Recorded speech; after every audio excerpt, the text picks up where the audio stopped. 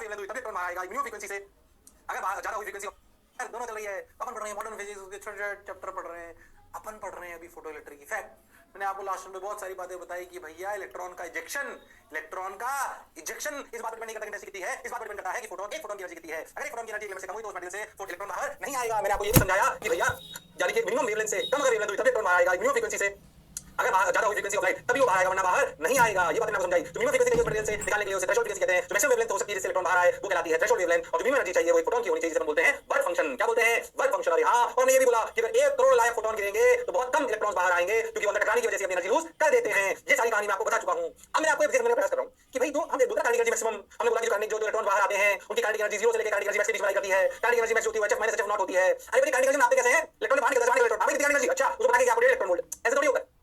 कितने इलेक्ट्रॉन बाहर निकल रहे हैं, कितनी काइनेटिक एनर्जी से बाहर निकल रहे हैं, ये जानने के लिए आपको एक्सपेरिमेंट करने पड़ते हैं। और मतलब हम उनको कैसे कैलकुलेट करते हैं, कैसे जानते हैं, कैसे पहचानते हैं? अभी हमने बोल दिया ऐसा होता है, अरे कैसे पता पड़ा? उसके लिए हमारे पास एक्सपेरिमेंट्स होने चाहिए, उनको हम उनका ऑब्जर्वेशन होना चाहिए, उसको पढ़ने का करने का प्रयास हम कर रहे हैं। Okay sir, got your point sir, बात समझ आई सर। आगे बढ़ते हैं सर। तो इसमें एक्सपेरिमेंट की तरफ हम बढ़ते हैं। देखो ध्यान से, हम जानते हैं कि इंटेंसिटी लाइट गिराएंगे, इंटेंसिटी बढ़ाएंगे तो क्या बढ़ेगा? इंटेंसिटी बढ़ाने पर number of electrons ejecting increase करेंगे। अरे हां, अच्छा या कोई नीचे बैठे को ध्यान दो, नीचे जो बैटरी आप लगाते थे ध्यान दो, इसके बैटरी कैसे लगाते थे? अरे हां सर, बात तो आपकी सही है, ऐसा बैटरी लगाते थे। अच्छा अब समझो, आप ऐसे बैटरी लगाते हैं, यानी कि आप बहुत ध्यान से देखो, आपको समझाएगा सेटअप में ऐसे बैटरी को हम पॉजिटिव मान लें और ऐसे सेटअप को नेगेटिव मान लें। ऐसा समझो आप। अच्छा आप समझो, अगर आप ऐसा समझो कि मैं इस जो वोल्टेज है ना, वोल्टेज अप्लाई को आप ऐसा समझो कि आप ऐसा कर सकते हो। समझो कैसे वोल्टेज अप्लाई वेरी कर सकते हो। ये 0 मान लो, ये पॉजिटिव साइड मान लो, ये नेगेटिव साइड मान लो, ठीक है, अच्छी बात। अब मान लो कि जब मैं इस बैटरी का समझा जैसे कि अगर लायक फोटॉन्स गिर रहे हैं, क्या गिर रहे हैं, एक कंडीशन भी कही है कि अगर लायक फोटॉन्स गिर रहे हैं, ओके सर, अगर लायक फोटॉन्स गिर रहे हैं और हम आई को कांस्टेंट कर देते हैं, समझो इस बात को, समझना हमने क्या देखा बताते हैं, हमने आई को कांस्टेंट दिया, लाइट की एनर्जी वो कांस्टेंट है और जो उसके अंदर फोटॉन्स है वो लायक है, अच्छी बात। मान लो 1 करोड़, मान लो कि 1 लाख, मान लो 1 लाख, मान लो 1 लाख फोटॉन्स गिर रहे हैं, फोटॉन्स गिर रहे हैं। अच्छा इनसे 100 इलेक्ट्रॉन बाहर आ रहे हैं। और हाँ सर, मान लो कि 1 लाख लाइट फोटोन गिरा तो 100 इलेक्ट्रॉन बाहर है, मान लिया हमने, हमारा 100 इलेक्ट्रॉन बाहर है। अब हुआ क्या? अच्छा 100 इलेक्ट्रॉन बाहर आ रहे हैं, अब समझे केस 1। क्या केस 1? ध्यान समझो, व्हेन पोटेंशियल अप्लाइड इज 0, जो पोटेंशियल लगाया ना वो 0 है। अच्छा सर, आई कांस्टेंट लगा तो 1 लाख फोटोन जो है फिक्स रहे, जो इलेक्ट्रॉन 100 निकल रहे हैं पर सेकंड वो भी फिक्स रहे, ठीक है। मान लो कि हमने v0 रखा, अच्छा v0 रखा तो कोई जरूरी नहीं कि 100 इलेक्ट्रॉन ए तक पहुंचे, कलेक्टर तक पहुंचे। Not necessary that all electrons reach collector, क्योंकि पोटेंशियल 0 है तो नेगेटिव लाइन लगी। तो जो इस एमिटर से निकला बॉम्ब इलेक्ट्रॉन, ओह ध्यान दो उस प्लेट को ना, तो बहुत ध्यान देखो, तो उस प्लेट को जैसे इलेक्ट्रॉन मारेगा तो पॉजिटिव करेगा, तो इलेक्ट्रॉन को वापस करता है पॉजिटिव, कहां जा रहा है? वापस आ जा, कुछ वापस एब्जॉर्ब हो जाएंगे। अरे हां, क्यों ऐसा बता दो, जो कलेक्टर प्लेट है, जो एमिटर प्लेट है, सोचो उससे इलेक्ट्रॉन बाहर आया एमिटर से तो पॉजिटिव चार्ज हो गया। अरे हां, ऐसा कुछ हो सकता है कि बहुत कम एनर्जी बाहर है, इधर टकरा के नीचे गिर गए, मारे पहुंचे नहीं, कोई फोर्स नहीं उधर ले जाने के लिए। अरे हां, उधर कोई ऐसे निकले, कोई टकरा के इधर ले जाए, क्योंकि कोई फोर्स नहीं उधर ले जाने के लिए। अरे हां सर, और उसका कुछ एब्जॉर्ब हो जाए। हां, not necessary that all electrons reach collector, some of them will reach and make and contribute to current, जो मिली एम्पियर नापेगा और जो करंट आएगा उसको इजीली कंट्रीब्यूट टू करंट।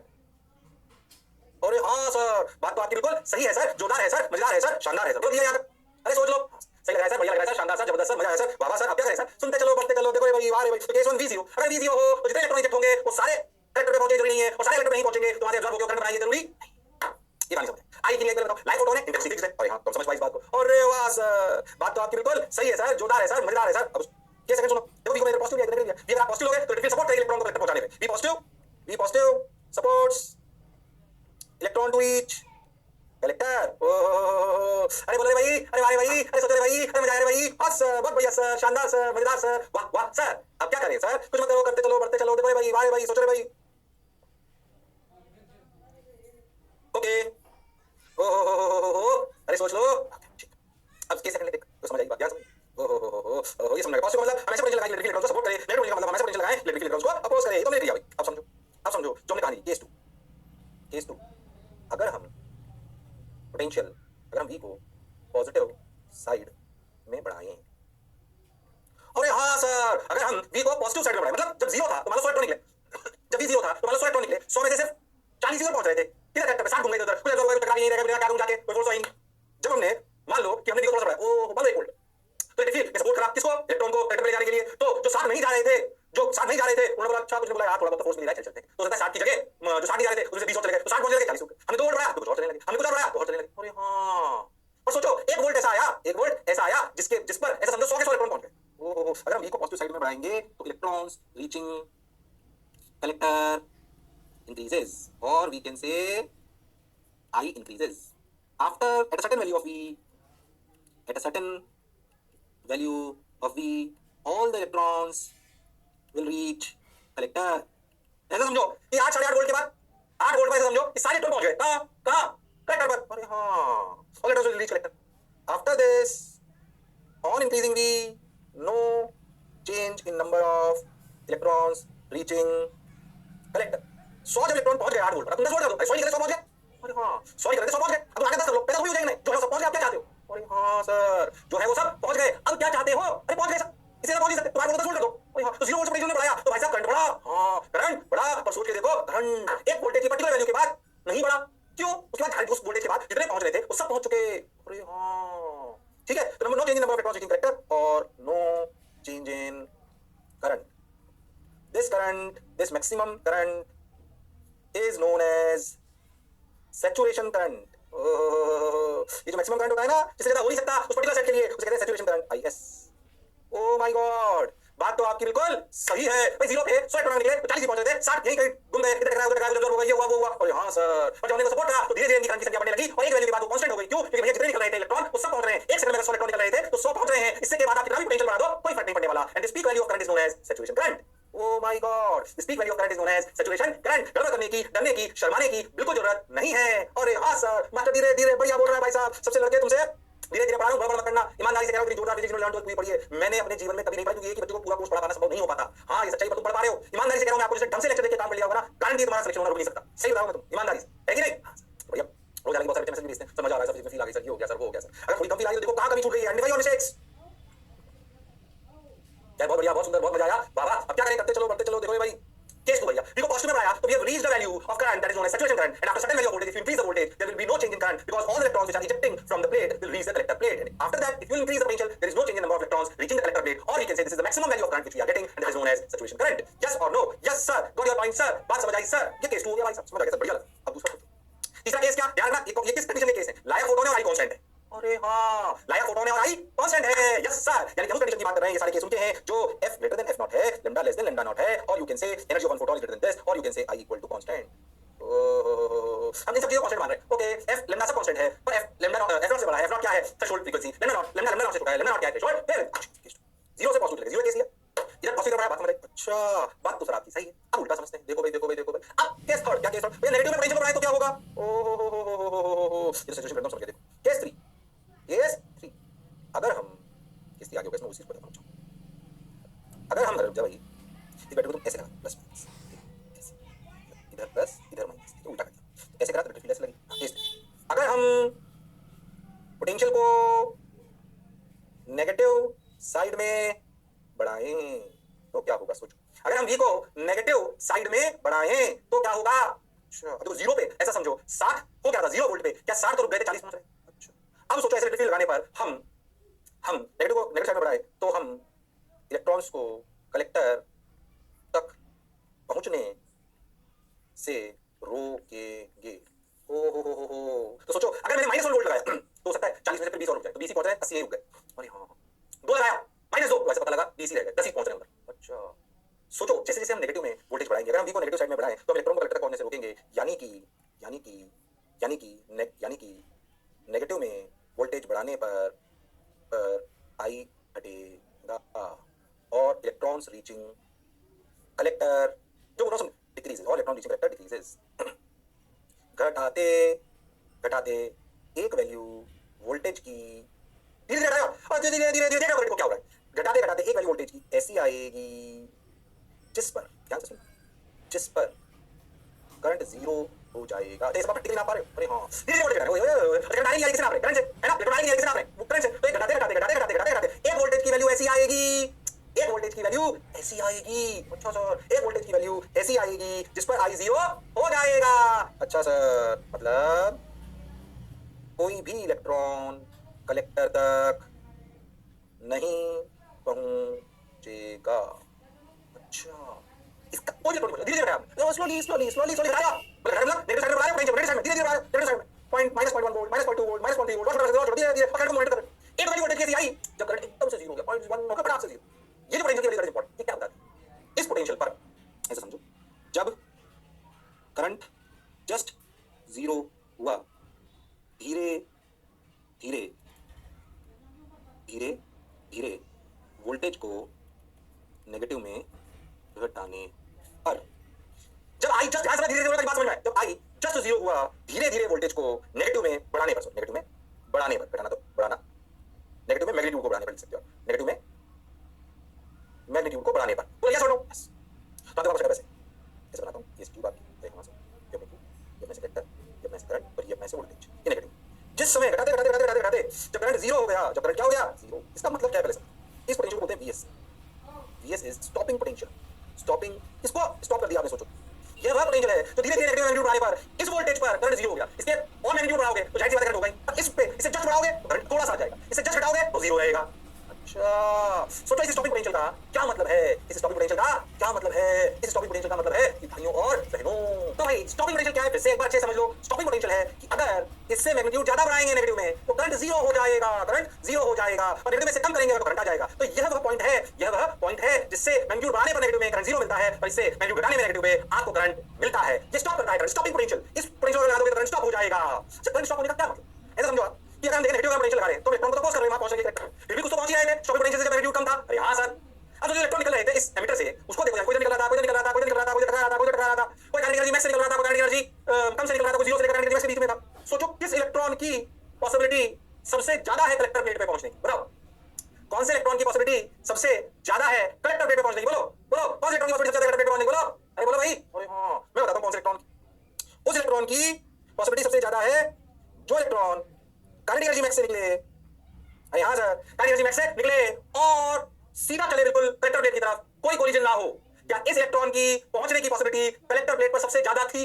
और क्या स्टॉपिंग पोटेंशियल ने इसको भी जस्ट रोक दिया, यानी कि ये इलेक्ट्रॉन चलता चलता चलता चलता चलता चलता, तो ध्यान से देखो तो इधर थी, इलेक्ट्रॉन का पोजीशन आ रहा था, तो जस्ट यहां पर पहुंच गया। जस्ट स्टॉपिंग पोटेंशियल क्या हो रहा है, जस्ट कलेक्टर से पहले रुक गया।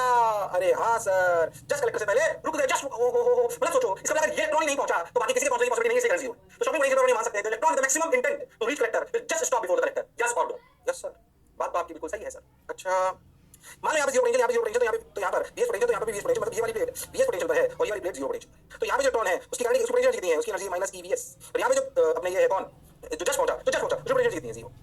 इलेक्ट्रॉन का कोई लॉस बीच में नहीं हुआ है, तो इस ए पॉइंट से लेकर बी पॉइंट तक या सी पॉइंट से लेकर ए पॉइंट तक क्या मैग्नेटिक एनर्जी कंजर्व्ड है? ये magnetic energy at A equal to magnetic energy at C. और हां, या magnetic energy at C equal to magnetic energy at A, इस इलेक्ट्रॉन में कोई लॉस नहीं हो रहा भाई साहब। तो क्या लिख सकते हैं, potential energy at C plus kinetic energy at C equal to potential energy at A plus kinetic energy at A. Okay, ध्यान से देखो, what is potential energy at C minus EVS, what is kinetic energy at C, kinetic energy max, what is potential energy at A, zero, what is kinetic energy at A, रुक गया, kinetic energy zero हो गई, यानी कि बहुत ध्यान से देखो तो क्या लिखा गया, EVS equal to kinetic energy max. देखा?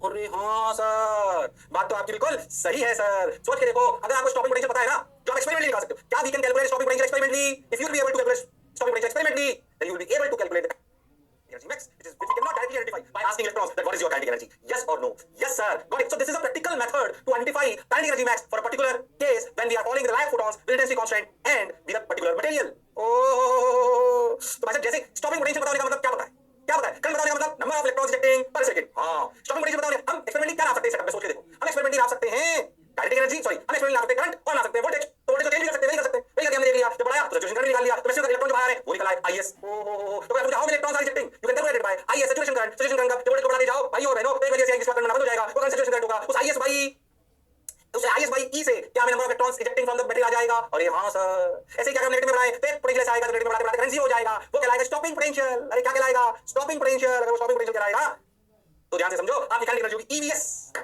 ds d is the potential, s is the suffix which stood for what, stopping potential। अरे yes और no? हाँ सर, बात तो आपकी बिल्कुल सही है, जोरदार है, मजेदार है, शानदार है, जबरदस्त है, बोल दिया। अरे पक्की बात, मजा आया सर, शानदार सर, जोरदार सर, मजेदार सर, वाह वाह सर। अभी तो कुछ बातें और बताओ, क्या ये तीनों केस बता दिए मैंने, केस 1 जब V0 है तब सारे इलेक्ट्रॉन जो निकल रहे हैं वो पहुंच नहीं रहे हैं, मतलब करंट सैचुरेशन से कम है। अरे हां सर, ऐसे हमने बोला कि अगर वोल्टेज पॉजिटिव में बढ़ाओगे तो करंट बढ़ेगा, लेकिन बात नहीं बढ़ेगा क्योंकि जितने इलेक्ट्रॉन निकल रहे हैं वो सारे पहुंचे जरूरी नहीं है। इसलिए जो मैक्सिमम करंट आएगा उसको बोलेंगे सैचुरेशन करंट। क्या वही इलेक्ट्रॉन्स का आपको वैल्यू दे देगा जो आप नीचे निकालना चाह रहे थे? ऐसे अपने नेगेटिव बढ़ाया तो पोटेंशियल ऐसा आएगा जब भाई साहब करंट 0 हो जाएगा उसे बोलेंगे स्टॉपिंग पोटेंशियल। उस पोटेंशियल का मतलब है जो सबसे ज्यादा इंटेंट वाला इलेक्ट्रॉन था कलेक्टर प्लेट पे पहुंचने के लिए वो भी पहुंच नहीं पाया, उससे हमने निकाला kinetic energy max is EVS। ये फार्मूला याद होना चाहिए, इसके बिना काम चलने वाला नहीं है। कोई सवाल में इनसे वैल्यू डायरेक्ट स्टॉपिंग पोटेंशियल तो समझ काइनेटिक एनर्जी मैक्स दे दी उन्होंने। अरे हां, इसका मतलब काइनेटिक एनर्जी मैक्स दे दी। सबने बोला ठीक, मैंने भी बोला ठीक, बोल दिया। अरे सोच लो, अरे धीरे धीरे पढ़ा है मास्टर, अरे जोरदार पढ़ा है मास्टर, जोरदार करने की जरूरत नहीं है और तुम वो शानदार जो तुम्हारा मास्टर है जोरदार। यस और नो? Yes sir. आ जाओ देखो रे भाई, वाह भाई, आ जाओ आ जाओ आ जाओ, उतारिए ये, अरे उतारिए ये। इस पर भी थोड़ी और चर्चा करूंगा। केस 1 2 3 जब हमने सब मान लिया सब कांस्टेंट है, बहुत बढ़िया। ओहो देखो ध्यान से, तुम अगर बहुत ध्यान से समझो तो तुम्हें एक बार अगर हम पोटेंशियल पॉजिटिव बढ़ाएंगे तो हम देखेंगे कि करंट बनने वाला लगता है, पर एक सेकंड वैल्यू के बाद पोटेंशियल कितना भी बढ़ाओ करंट बनना बंद हो जाता है। इस वैल्यू करंट को सैचुरेशन करंट कहते हैं। ये हम पहले ही लिख चुके हैं, मैं लिखते और बता दिया, बहुत बढ़िया लगा। अभी ग्राफ समझाऊंगा। ऐसे ही होता है कि 0 वोल्ट पर जितने इलेक्ट्रॉन सरफेस से निकल रहे होते हैं उनमें से कुछ इलेक्ट्रॉन प्लेट पर पहुंच रहे होते हैं और कुछ नहीं पहुंच रहे होते। जब पोटेंशियल बढ़ाया तो धीरे धीरे इलेक्ट्रॉन भी पहुंचने लगे जो पहले नहीं पहुंच रहे थे। ऐसा करते करते जब सारे रिजेक्टेड इलेक्ट्रॉन दूसरी तरफ पहुंच लगते हैं, ये मैकेनिक है कोई नोट्स के बिना दे दी, कोई दिक्कत नहीं, ठीक है। अरे हां सर, फिर हमने उल्टा कहा स्टॉपिंग पोटेंशियल, ओ इधर प्लस इधर माइनस। अभी समझने ग्राफ कैसा है, मैं पूरा समझाऊंगा, ध्यान से ध्यान समझो। अपन एक ग्राफ बनाते हैं स्टैंडर्ड, जो बनता है I जो आपका ये है और जो वोल्टेज आप अप्लाई कर रहे हो, ये दो ही वेरिएबल है। जैसे वोल्टेज चेंज करोगे क्या होगा, पॉजिटिव क्या है आप जानते हो, ऐसे को हमने सेटअप में माना पॉजिटिव और ऐसे को माना हमने नेगेटिव, याद रखना। देखो जब वोल्टेज 0 तो मान लो करंट I है।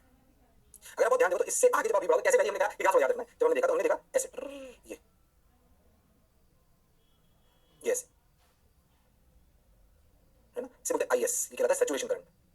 जब वोल्टेज 0 था, जब वोल्टेज 0 था तो भाइयों करंट 0 नहीं था, कुछ वैल्यू थी। तो 100 इलेक्ट्रॉन निकल रहे थे तो 40 पहुंच रहे थे। जैसे बढ़ोतरी बढ़ाया वैसे सैचुरेशन करंट बढ़ गया और ये बाद बढ़ना बंद हो गया, जिसके बाद बढ़ना बंद हो जाता है उस करंट को बोलते हैं saturation current. This represents the जितने इलेक्ट्रॉन बाहर आए वो अंदर हो गए। अगर वोल्टेज बढ़ाए तो ऐसे ग्राफ बनता है, VS पोटेंशियल माइनस VS पे आपका करंट 0 हो जाता है और ये ऐसे धीरे-धीरे बढ़ता है। इस ग्राफ की नेचर कुछ इस प्रकार से बनाई जाती है, समझ में आ रहा है ग्राफ? और हां सर, ये बहुत इंपॉर्टेंट और स्टैंडर्ड ग्राफ है और इसे समझने के लिए इतनी सारी कहानी सुनाई गई क्योंकि एक्सपेरिमेंट ही आप नापते हो करंट और वोल्टेज, इसलिए ग्राफ ऐसा होता है। अरे हां सर, इस ग्राफ को इधर-उधर कर बहुत सारे सवाल पूछे जा सकते हैं, गड़बड़ करने की जरूरत नहीं है। अरे बोलो भाई, अरे सोचो भाई। हाँ सर, कहानी तो समझ आई सर, बहुत बढ़िया सर, शानदार सर, जबरदस्त सर। अब क्या करें सर, कुछ मत करो, करते चलो बढ़ते चलो। देखो रे भाई, वाह भाई, समझ आया सर, सही लग रहा है सर, अच्छा लग रहा है सर, वाह। अब क्या करें, चलो भाई देखो भाई, सही जा रहा है, अच्छा लग रहा है, बढ़िया, ठीक है, समझ आ रहा है, समझ आ रहा है। इसको चलो बना लो, अरे बना लो भाई, ग्राफ समझ में आना चाहिए। इस ग्राफ में बहुत सारे सवाल है, इसका क्या मतलब है, इसका क्या मतलब है, मैं भी पूछूंगा तुमसे पूछूंगा 2-3 साल के बाद, पूछे तो समझ में आ जाएगा अपने आप। तुम अगर ध्यान से समझो ना तो देखो IS is related to number of electrons ejecting, अरे and VS is related to kinetic energy max. हाँ, अब तुम्हें इन बात को याद रखो। नंबर ऑफ इलेक्ट्रॉन्स इजेक्टिंग किस पे डिपेंड करते थे, किस पे, कितने नंबर ऑफ इलेक्ट्रॉन बाहर आएंगे किस पे डिपेंड करते थे, डिपेंड्स ऑन, याद रखना, डिपेंड्स ऑन इंटेंसिटी। अरे हाँ sir, kinetic energy max depends on energy of one photon. अरे हाँ सर, इन बात को याद रखना, इन बात को नहीं करनी है, बोल दिया क्या? अरे सोच लो, बात तो सर आपकी सही लगी है सर, शानदार जानदार जबरदस्त। अच्छा सुनो, ऐसा होता है कई बार कि ना स्टॉपिंग पोटेंशियल में छोटी बात आपको बताता हूं, ध्यान से सुनना। जैसे होता है कि जैसे मैंने पढ़ा ना kinetic energy max is EVS। अब तो कभी याद करने फॉर्मूला बताता हूं क्या था, HF/HF0 + 5। HF0 is the work function and this is kinetic energy max, yes और नो? तो मैं ध्यान से लैम्डा लैम्डा जब भी देता ना, लैम्डा लैम्डा नॉट, तो ये टर्म जनरली जब ऐसे तो मैं आपको फॉर्मूला बताता हूं, या तो अपन लिखते थे 12400 lambda in angstrom, 12400 lambda not in angstrom. तो याद करो ये होती है electron volt plus kinetic energy max, लिख सकते हैं ना, याद है कि जनरली अपन ये यूज में लेते हैं। अरे हां सर, अब तुम ध्यान दो ये दोनों टर्म जनरली किसमें होती है, जनरली इन पूरा केस चलता है इलेक्ट्रॉन वोल्ट। मैं आपसे बोलूं कि इफ स्टॉपिंग पोटेंशियल, ध्यान सुनना, if stopping potential is 2 volt means kinetic energy is equal to 1.6 × 10⁻19 × 2 joule. EVS होता है ना। अरे हाँ, काइनेटिक एनर्जी मैक्स इतनी हुई, बिल्कुल सही सर। सोच रहे क्यों ना अगर मैं जनरली ये दोनों टर्म इलेक्ट्रॉन वोल्ट में काइनेटिक एनर्जी मैक्स लिखनी चाहिए इलेक्ट्रॉन वोल्ट में। अरे हाँ, तो जूल को अगर मैं कन्वर्ट करूं किसमें, याद करो 1.6 × 10⁻19 joule is equal to 1 electron volt. तो लिखा हुआ है ना डायरेक्ट, यानी कि 1 joule equal to 1 electron volt by this. तो ध्यान से देखो तो क्या आ गया, 2 इलेक्ट्रॉन वोल्ट। अरे हाँ, तो तुम ध्यान से समझो ना, तो VS जो जैसे मैंने बोला स्टॉपिंग पोटेंशियल 5 वोल्ट, तो तुम डायरेक्ट समझ गए काइनेटिक एनर्जी मैक्स हो गई 5 इलेक्ट्रॉन वोल्ट। अरे हाँ सर, तो stopping potential directly give you, कोई इक्वल की जरूरत नहीं पड़ती, क्यों? क्योंकि इस ब्रैकेट में तो जूल में आता है। हमें काइनेटिक एनर्जी मैक्स लिखी होती है इन सब सवालों में, वो तो हमें लिखनी होती है इलेक्ट्रॉन वोल्ट में। तो आप स्टॉपिंग पोटेंशियल देख के समझ जाना कि जब स्टॉपिंग पोटेंशियल लिखा 2 वोल्ट या V वोल्ट तो समझ जाना कि काइनेटिक एनर्जी मैक्स है V इलेक्ट्रॉन वोल्ट। अरे हाँ सर, क्या बात समझ आई? ये सवाल को करने में आसानी करेगी, सवाल को क्या करने में करेगी आसानी, इसमें कोई शक और संशय वाली बात नहीं है, गड़बड़ करने की जरूरत नहीं है। अरे बोलो भाई, अरे सोचो भाई, बात तो आपकी बिल्कुल सही है, जोरदार है, मजेदार है, शानदार है, जबरदस्त है। अरे पक्की बात, अरे सोच लो, अरे बोलो रे भाई, अरे हाँ हाँ हाँ सर, सही लग रहा है सर, शानदार। इस कहानी को समझो, इस ग्राफ को समझो। इस ग्राफ में काफी छोटे सवाल आते हैं, कैसे मैं समझा दूंगा। ये कहानी सब इंपॉर्टेंट है जो मैंने बोला है कि saturation current number of electrons ejecting को दिखाता है, क्योंकि आप जानते हैं नंबर ऑफ इलेक्ट्रॉन्स इजेक्टिंग को क्या लिखा जाता है, IS/E। अरे हाँ सर, IS/E। हाँ, पर इलेक्ट्रॉन कितने इंटेंसिटी डिपेंड करते हैं, kinetic energy max, stopping potential kinetic energy max बताता है। काइनेटिक एनर्जी मैक्स डिपेंड करती है कि आपके एक फोटॉन की क्या एनर्जी है। अगर मेटल फिक्स है तो एक फोटोन की एनर्जी डिपेंड करती है। हाँ बोलो क्लियर? ये ऐसे जैसे कहानी मुझे याद होनी चाहिए, कहानी याद हो जाएगी, सवाल ऐसे गलत नहीं होगा। बहुत सोच सोच के समझ के धीरे धीरे समझदारी से बताया है, गड़बड़ करने की जरूरत नहीं है। अरे बोलो भाई, अरे सोचो रे भाई। हाँ सर, बात तो आपकी सही है सर, बढ़िया सर, शानदार सर, जबरदस्त सर, मजा आया सर, वाह सर, बता लिए। हाँ सर बता लिया, हो गया, समझ आ गया हमको, तो पोटेंशियल समझ गया, ये देखो ये देखो ये देखो, हमने लिख लिया। अगर हम पोटेंशियल में ये सब हम पढ़ चुके हैं, ज्यादा वापस करने की जरूरत नहीं है। जब भी एक्सपेरिमेंट पोटेंशियल गिवन हो तो मतलब करंट एनर्जी मैक्स गिवन है, हमें सब समझ आ गया। बहुत बढ़िया सर, एग्जांपल ले लो तो समझ आएगा। Right of element transfer incident on metal surface of 1.6 electron find the value of stopping potential. Stopping potential यानी करंट एनर्जी मैक्स निकाल लो, करंट एनर्जी मैक्स निकाल के तुम्हारा आंसर आ जाएगा। तुम कर सकते हो सवाल, तुम ये वाला सवाल कर सकते हो, वो हुनर वो काबिलियत तुम्हें है। क्यों? क्योंकि रियल हमारे फॉर्मूला कैसे निकल सकते हैं? HF equal to HF not plus EVS, या फिर अगर इलेक्ट्रॉन वोल्ट में लिखना हो तो लिखो HF इलेक्ट्रॉन वोल्ट इन इलेक्ट्रॉन वोल्ट, तो ऐसे भी समझ सकते हो। ये दोनों इलेक्ट्रॉन वोल्ट में लिख रहा हूं तो VS को डायरेक्ट लिखो, ये अपने आप हो गया। अरे हाँ सर, अरे HF भाई, अरे HF को आप झूठ लिख रहे हो तो HF भाई इलेक्ट्रॉन वोल्ट हो गया, HF भाई इलेक्ट्रॉन वोल्ट हो गया, तो VS बन गया। अरे हाँ क्या ठीक है, मैं समझता हूं। क्यों ऐसा करते समझो, ये 400 नंबर दे रहा है ना, देखो तो 1240 नंबर को लिखते हैं 400 इक्वल टू ये 1.6 दे रखा है डायरेक्ट, प्लस VS खत्म, 0 0 को मार दिया, ये कितना है 31, तो 3.1 इक्वल टू 1.6 प्लस VS, तो स्टॉपिंग पोटेंशियल डायरेक्ट वैल्यू आ गई 3.1 1.6 1.5, खत्म, सवाल सॉल्व। सही लिखा है मैंने? अरे सोचो। अरे हाँ सर, माइनस में स्टॉपिंग पोटेंशियल नेगेटिव लिखा है, हालांकि स्टॉपिंग पोटेंशियल पूछा था, मैंने कोई दिक्कत नहीं। अरे हाँ, अभी कहने पर सॉल्व क्या उसमें, अगर कहानी समझ आ गई तो स्टॉपिंग पोटेंशियल पता है, वो करंट एनर्जी पता है, तो कई बार एक चीज पूछी जा सकती है, बिल्कुल कंफ्यूज करने की जरूरत नहीं है। अरे हाँ सर, बात तो आपकी बिल्कुल सही है। बोलो भाई, अगर आपसे कभी कोई पूछ ले कि भाई ध्यान समझो, आपसे पूछ ले कि F और VS का ग्राफ बनाइए, ध्यान से देखो, F equal to F not plus VS by H, ये आप ऐसे लिख लेते हैं पूरा, HF वाला ना, F equal to F not plus EVS by H। अरे हाँ सर, याद रखो F और F का ग्राफ क्या है, जब VS की वैल्यू है 0 तो F की वैल्यू है F नॉट, उससे कम पर स्टॉपिंग पोटेंशियल का कोई मतलब नहीं है। स्टॉपिंग पोटेंशियल नेगेटिव वाले को हमने पॉजिटिव बना लिया, कंफ्यूज मत होना। मतलब इसका ग्राफ क्या इसलिए अपन लिखे थे स्ट्रेट लाइन है, इसका इंटरसेप्ट कहां पर है, F नॉट, तो बन गया। उल्टा भी बना सकते हैं, VS से बना लो, F से बना लो, जैसे तुम्हें ठीक लगे, उसमें से कोई खास बात नहीं है। एक्चुअली ग्राफ वैसे अलग टाइप लड़ाई साइंटिस्ट थे जिन्होंने ये प्रूव करने का प्रयास, इस ग्राफ से पता पड़ता है कि F और F, ध्यान समझो, तो F और VS के ग्राफ में F नॉट जो है वो मटेरियल को रिप्रेजेंट करता है, और सोचो इसका स्लोप है E बाई H, VS को भी उल्टा लिख सकते हो तुम, जैसे तुम्हें अच्छा लगे। स्टॉपिंग पोटेंशियल वाइप ले लो इस पे, तुम ध्यान देखो तो the slope is independent, slope ध्यान देना इस बात पे, slope is independent of material. अच्छा, तुम ग्राफ ऐसे ही बना सकते हो, कंफ्यूज मत होना, कभी तुम चाहो तो ऐसे बना लो, F इधर ले लें, VS इधर ले लें, ऐसे भी बना सकते हैं। ऐसे बनाओगे तो देखो ध्यान से कि जब ये F नॉट हो गया और इसके बाद अपना स्टॉपिंग पोटेंशियल बताई जाएगा, समझ में आ रहा है? जब अपना VS है, जब अपना VS है 0 तो F की वैल्यू F नॉट, और फिर ऐसे चलता जाएगा। अरे हाँ सर, इस वाले केस में भी देखो तुम, जो भी स्लोप आएगा आपका, जो भी स्लोप, सही तो कर रहा हूं एकदम, जैसे जैसे आपने F बढ़ाया वैसे जैसे VS बढ़ता गया, ऐसे भी बना सकते हो। इन वाले केस में देखो स्लोप, ये कहानी वैलिड होती है, ध्यान समझो। जो साइंटिस्ट थे जिन्होंने इस बात को गलत प्रूव करने के लिए, जो आइंस्टीन की इक्वेशंस थी, उन्होंने इसको गलत प्रूव करने के लिए स्लोप अलग हो सकता है, खूब प्रयास करा, अलग मटेरियल लेके स्लोप हमेशा सेम आया, तो उनको जो गलत प्रूव करने की चाहत थी, बल्कि और सही प्रूव हो गया ये वाली इक्वेशन।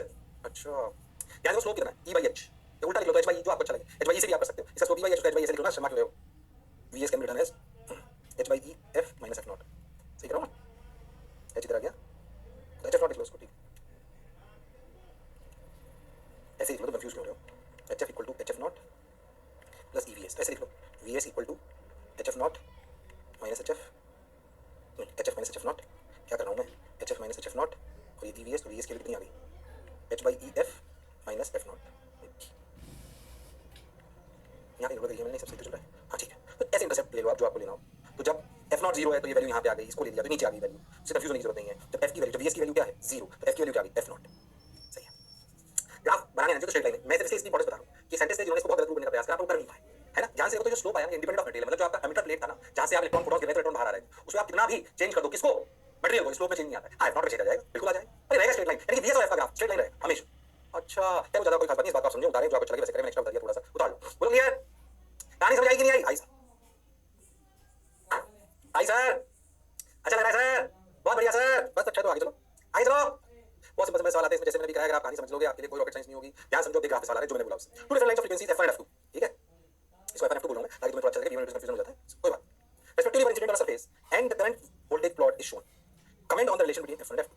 अच्छा, ध्यान समझना उसने क्या बोला, two different lines of frequencies F1 and F2 respectively were incident on a surface and the current voltage plot, ये करंट और ये वोल्टेज का प्लॉट जो हम अभी कर रहे थे, इस तरीके से, बोलो क्लियर। अगर तुम ध्यान से देखो तो बताओ V1 V2 पे कमेंट करके बताना है, V1 V2 मतलब F1 F2 पे आपको कमेंट करके बताना है। ये दो ग्राफ रखे हैं, टू डिफरेंट लाइट्स हैं, F1 F2, टू डिफरेंट नहीं, टू लाइट्स बोलो, डिफरेंट बोलोगे तो पक्का अलग अलग हो गया, है कि नहीं। टू लाइट्स बोलो, फ्रीक्वेंसी F1 F2 और उनका ग्राफ ये है दोनों के, बोलो इस ग्राफ से आप क्या कमेंट कर सकते हो, बोलो बोलो। इंसिडेंट ऑन सरफेस यानी कि सेम मटेरियल, अरे हाँ सर, मतलब सेम मटेरियल, बोलो, अरे बोलो। हाँ मैं ध्यान से समझता हूँ, अगर ध्यान से देखो तो VS1 equal to VS2, means kinetic energy max equal to kinetic energy max 2। ओह यानी कि ध्यान से समझो तो HF equal to 5 plus kinetic energy max. अच्छा मटेरियल सेम मतलब phi 1 इक्वल टू phi 2 और काइनेटिक एनर्जी मैक्स अगर सेम तो जाहिर सी बात है HF1 equal to HF2 F1 बराबर F2। एक बात समझ लो अच्छे से, अगर स्टॉपिंग पोटेंशियल सेम है तो काइनेटिक एनर्जी मैक्स सेम है, और काइनेटिक एनर्जी मैक्स अगर सेम है तो भाइयों और बहनों क्या काइनेटिक एनर्जी अगर मैक्स सेम है और मटेरियल सेम है तो भाई फ्रीक्वेंसी सेम होनी पड़ेगी। तो यार क्या हो गया I1 I2 I1 I2 comment कर दे, I1 कमेंट कर, इसी का कमेंट I1 I2 करो तो क्या कमेंट समझ आया। स्टॉपिंग पोटेंशियल आपको ये बता देगा कि काइनेटिक एनर्जी मैक्स सेम है और मटेरियल सेम है तो फ्रीक्वेंसी सेम होनी पड़ेगी, तो फ्रीक्वेंसी सेम होनी पड़ेगी, इसमें कोई शक और संशय वाली बात नहीं है। अरे हाँ सर बात तो आपकी बिल्कुल सही है, बोलो भाई, अरे सोच रहे भाई, हाँ सर बिल्कुल सही है सर, जोरदार है सर, मजेदार है सर, शानदार है सर, बोलो क्लियर। हाँ सर F1 बराबर I1 I2 stopping potential related to energy of one photon, this is the equation for one photon, है ना। तो आप आइंस्टीन इक्वेशन लिखते हो ना, H equal to H0 plus tan energy max vice equation, that is for one photon and one electron. Okay for live photon and ejected electron की equation उस particular case ये I1 I2 का represent करता है। बोलो सोचो I2 बड़ा है I1 से, I2 मतलब saturation current of 2 is greater than I1, मतलब कि number of electrons ejected in 2 is greater than, अरे हां तो ज्यादा इलेक्ट्रॉन मारा है मतलब इंटेंसिटी ज्यादा है। मतलब अगर मैं बोलूं कि I2 I1 है सैचुरेशन करंट कंफ्यूज मत होना, जैसे मान लो कि इंटेंसिटी तो आप मुझे append on intensity of one light and two light, ये बात तो समझ में आ गई कि दोनों की फ्रीक्वेंसी सेम थी, क्यों क्योंकि दोनों का स्टॉपिंग पोटेंशियल सेम था, पर सैचुरेशन करंट डिफरेंट है। अगर तुम बहुत ध्यान से देखो तो IS2 is greater than IS1, well number of electrons ejecting in 2 is greater than number of electrons ejecting in 1, well number of photons falling in 2 is greater than number of photons falling in 1, well intensity of 2 is greater than intensity of 1। ये intensity का comment है, तो intensity का comment करते हैं saturation current देख के, और स्टॉपिंग पोटेंशियल का कमेंट करते हैं क्या देख के, मैं स्टॉपिंग पोटेंशियल को देख के किस पे कमेंट करते हैं, फ्रीक्वेंसी पर, और हां सर, और सैचुरेशन करंट देखकर कमेंट करते हैं इंटेंसिटी पर। क्या मास्टर की बात समझ आ रही है? एक ही बात को घुमा घुमा कर चार पांच बार बोला मैं इस चैप्टर, ताकि वैसे दिमाग में सेट हो जाए। फॉरगेटिंग इफेक्ट का सवाल कोई गलत हमने ज्यादा कैलकुलेशन नहीं किया, कंसेप्चुअल क्लैरिटी पे ध्यान दिया। बेसिक कैलकुलेशन आप पढ़ोगे, सवाल गलत होगा, मेरी बात समझ में आई है तो, पर तुम्हें मेरी बात समझ नहीं आई है, अरे यस और नो, लो क्लियर, अरे सोच लो, अच्छा लग रहा है सर, बढ़िया लग रहा है सर, बहुत बढ़िया सर, लो भाई F1 बराबर F2 तो हमने कर लिया, ओहो बढ़िया लगा सर, ये तो अच्छा लगा sir. Two different lights of intensity I1 I2, उनकी इंटेंसिटी का मैं भी बता दिया, मैं तुम्हें इंटेंसिटी बात बोलो क्या होगा इंटेंसिटी का I2 intensities I1 and I2 हमें पता पड़ गया, इनकी फ्रीक्वेंसी तो सेम है पर इनकी इंटेंसिटी अलग अलग है। इसमें सैचुरेशन करंट ज्यादा, इसमें इलेक्ट्रॉन रिजेक्शन ज्यादा, इसमें रिजेक्शन ज्यादा, मतलब फोटोन फॉलिंग पर सेकंड पर यूनिट एरिया ज्यादा, मतलब इंटेंसिटी ज्यादा। Yes sir got your point sir, बात समझ आई सर, बहुत बढ़िया सर। अब क्या करें सर, कुछ मत करो, करते चलो बढ़ते चलो, देखो रे भाई, वाह रे भाई, सोचो रे भाई, ओके देखा आंसर आ गया क्या? अरे हां I2 ग्रेटर देन I1, सबने बोला ठीक, मैंने भी बोला ठीक, तो आपने प्रोडक्ट ऑब्जर्वेशन तो पढ़ चुके, फिर भी एक बार आपसे रिवाइज कर लेते हैं, आ जाइए। Stopping potential depends on frequency rate of the light, it also depends on function of the surface, ऐसी बात है। स्टॉपिंग पोटेंशियल क्या होता है लाइट की, अगर अपन फ्रीक्वेंसी डिपेंड करता है कि फंक्शन डिपेंड करता है, हां बिल्कुल लॉजिकल है, चाहो तो लिख लो। Stopping potential does not depend on intensity of light, हां मैंने बोला था एनर्जी पर फोटोन डिपेंड करता है, यस सर।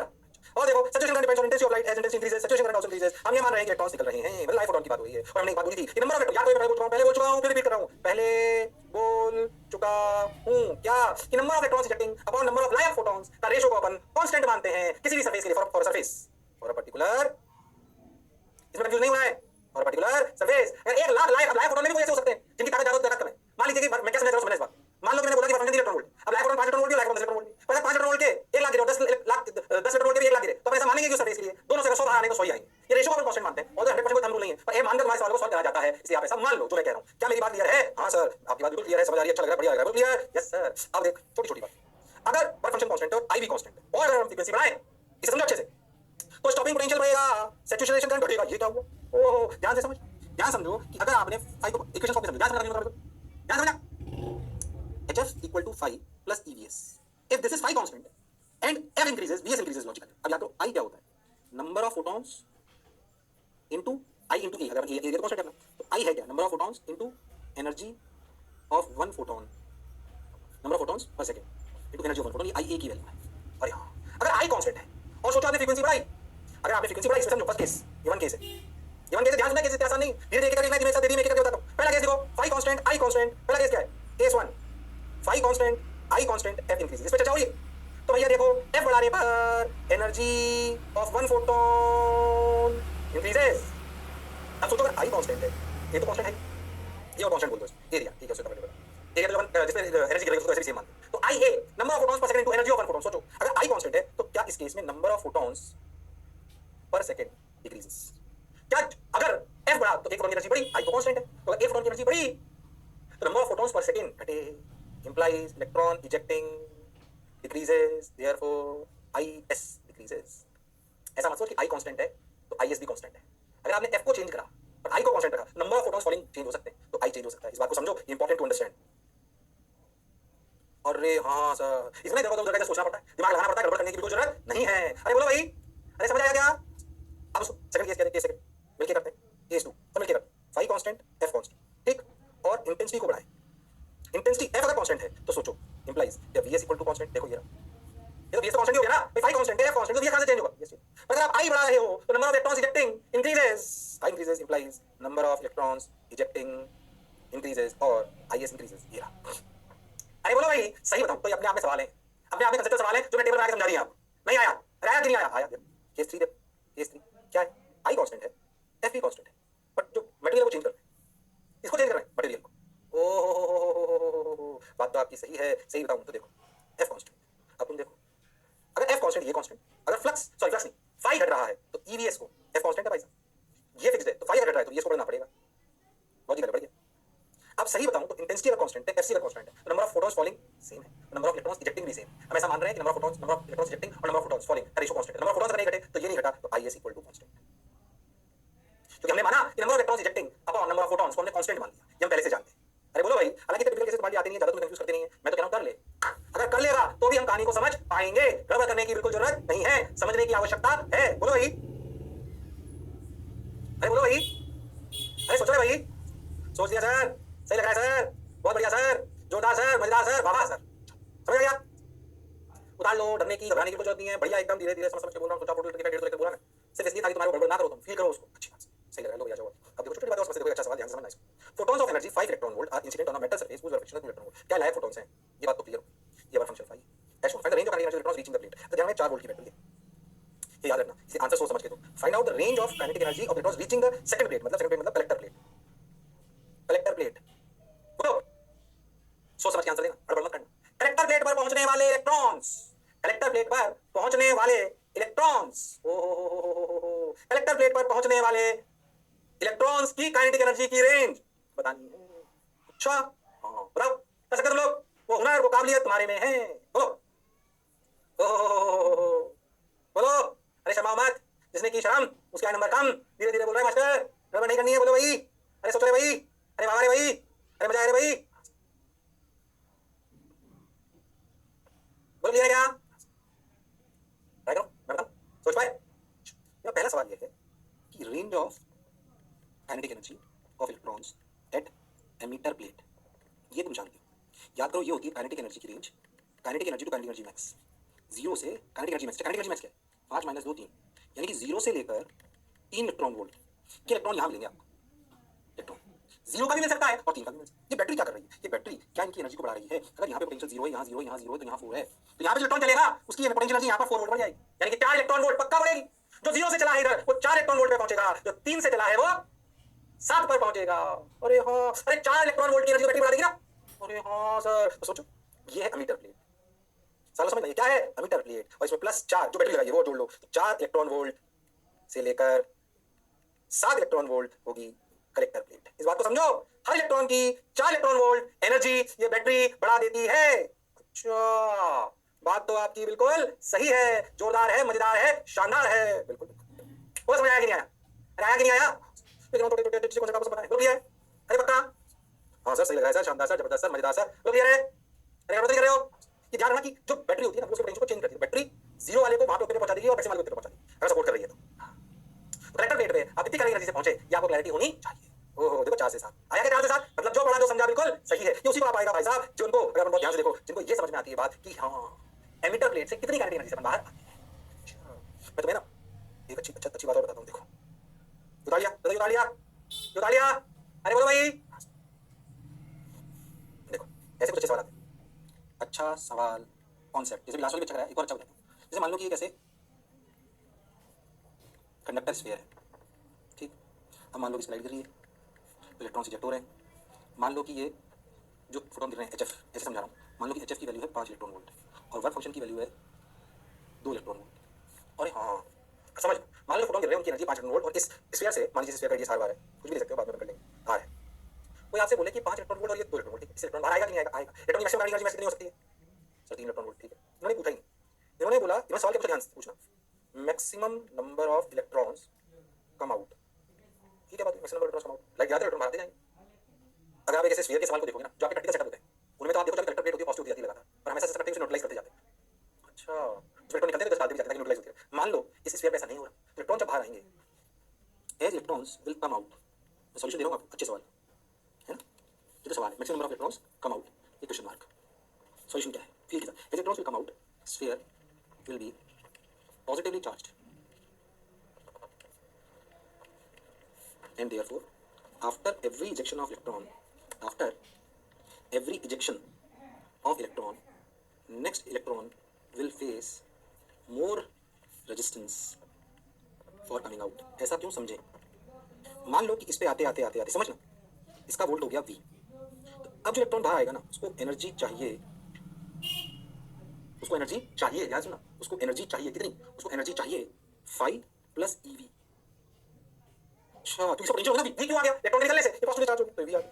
अब सोचो, यानी कि HF should be greater than 5 + eV। ये eV आती है करंट एनर्जी मैक्स। ओह, ये है। जब V क्या है? जो इलेक्ट्रॉन बाहर आए, KNE/R। उतना ही पॉजिटिव चार्ज हो गया, इलेक्ट्रॉन बाहर आए। अरे हाँ सर, बात तो जो अगर बाहर आना है या रुकना है तो क्रिटिकल कंडीशन क्या होगी? देखो, HF should be equal to 5 + eV, और E की वैल्यू कितनी है? KNE/R। अब जो टिपिकल कैलकुलेशन होती है उसको समझने का प्रयास करो। N number of maximum electrons. ओहो, पर टाइम था, तुमने एक्स्ट्रा बता दिया। इसको समझने का प्रयास करो, पूरा नहीं, मतलब पूरा तो बता दिया पर थोड़ा फास्ट बताया है। अरे हाँ, पूरा एक अच्छा सवाल क्वेश्चन बताया। सोचो, इलेक्ट्रॉन अगर बाहर आए तो पॉजिटिव चार्ज का पोटेंशियल आ गया, हमारा पोटेंशियल 1 वोल्ट हो गया, तो 2 वोल्ट की एनर्जी तो वर्क फंक्शन में जाएगी, और 1 वोल्ट की एनर्जी क्या इस पोटेंशियल को कंपनसेट करने के लिए जाएगी जो पहले वाले इलेक्ट्रॉन के जाने से बन चुका है, यानी effective work function 3 electron volt हो जाएगा। अरे हाँ, फिर 4, फिर 5। सोचो, जब इतने इलेक्ट्रॉन इकट्ठे हो जाएंगे कि स्फीयर का पोटेंशियल 3 वोल्ट के बराबर हो जाएगा इस केस में, उसके बाद इलेक्ट्रॉन का बाहर आना संभव नहीं है। जब के 5 5 के 2, तो देखो ये हो गया E मतलब EVS, तो उसको जैसे कि आपको लिखना हो उसको इलेक्ट्रॉन वोल्ट में लिखना हो, तो ये 5 इलेक्ट्रॉन वोल्ट E कट जाएगा, तो देखो इस वाले केस में आ जाएगा 3 electron volt equal to E * KNE/R। ये किसी मत जाएगा, तो इसे KNE/R को सॉल्व कर लो, ठीक है। तो मैं ऐसे डेटा ले लिया कुछ भी, दादा जो मैं बोला क्या चमका? हाँ सर, बात तो आपकी बिल्कुल सही है सर, पर टाइम का मैं अच्छा बता दिया, अगले ज्यादा परेशान की जरूरत नहीं है। अगले टर्न पर बताइए यूट्यूब के सामने लोग क्रांति बचाई, क्या क्रांति बचाई उसको अपन पढ़ेंगे अगले टर्न पर, मेटल वेव्स के नाम से। किससे?